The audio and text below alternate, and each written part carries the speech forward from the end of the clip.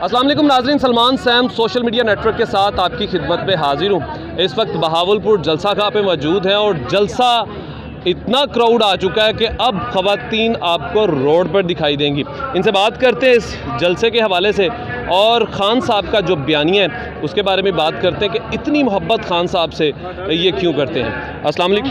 अच्छा, सबसे पहला सवाल मेरा ये होगा कि इमरान खान साहब से इतनी मोहब्बत के क्राउड इतना आ जाता है कि यहाँ पे आपको जगह नहीं मिलती, इनके बयानिए के मकबूल होने की वजह क्या है? जी, एक सबसे बड़ी वजह तो ये है कि 2018 के इलेक्शन के बाद इमरान खान ने जिस तरह से जीता है, उसके बाद जब इनको हटाया गया सीट से, जिस तरीके से हटाया गया इम्पोर्टेड हुकूमत लाकर, तो लोगों में जो गुस्सा और उनके अंदर ये भरा हुआ है कि भी बस अब हमने इसको वापस लेकर आना है। कि अब इमरान खान की आप देखें कि अगर एक यहाँ पर स्टेडियम में एक स्पेस है, अगर 1 लाख की है तो अब उसके लिए 1 लाख बहुत कम पड़ जाता है, उसके लिए 5-6 लाख की स्पेस होनी चाहिए। और उसकी मोहब्बत की वजह ये है कि हम वो सही कहते हैं कि मेरी यूथ अब बड़ी हो चुकी है, क्योंकि 22 साल से वो सियासत में कहते हैं मेरी अब मेरी जो ये यूथ है ये बड़ी हो चुकी है। मेरी रजीम चेंज आपको लगता है कि वाकई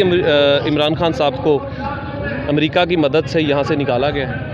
हाँ जी, बिल्कुल लगता है। हम पढ़े लिखे अवाम हैं, आजकल की जो जनरेशन है वो पढ़ी लिखी है, वो इस चीज़ को जानती है। आज हर किसी के हाथ में स्मार्टफोन है, उनको पता है कि इसमें क्या हो रहा है। ये वो सही कहता है कि 30 साल से जो ये नवाज शरीफ और जरदारी जो लोगों को बेवकूफ़ बना रहे हैं, इसी बात से बना रहे हैं कि उन लोगों में शऊर नहीं था। अब उस जगह जगह जाके क्यों लोगों के पास जा रहे हैं, शऊर दे रहे हैं। आप लोग शऊर देखें और देखें, लोगों से लोग सीखें इस चीज़ को।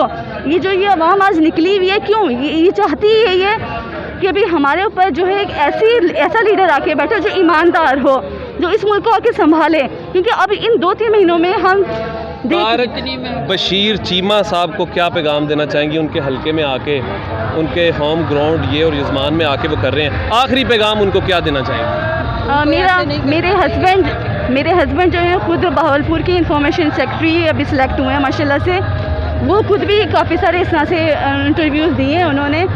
तो मैं कहती हूँ कि मेरे शौहर, मेरे बच्चे, मैं खुद और हमारी पूरी फैमिली इस तरह से आगे आती है। इस तरह से अगर हम एक बन के जब 100 लोग बनते हैं तो ये तारिक बशीर चीमा को ये जो इलाका है, कोई सा भी इलाका हो, चाहे वो नून लीग का गढ़ ही क्यों ना हो, लेकिन अब लोगों में इतना शऊर आ गया है कि अब जो है वो नून लीग का गढ़ नहीं रहेगा, वो पीटीआई का गढ़ बन जाएगा। आप जगह जगह देखेंगे घरों पे पीटीआई के झंडे नजर आएंगे भावलपुर पे। पीटीआई चाहे आप जिस बंदे को भी खड़ा कर लेंगे तो वो सिर्फ पीटीआई के नाम पे जीतेगा इंशाल्लाह। शख्सियत का कोई अमल दखल नहीं है, सिर्फ अमल दखल नहीं होगा पहले जैसे था। बहुत शुक्रिया।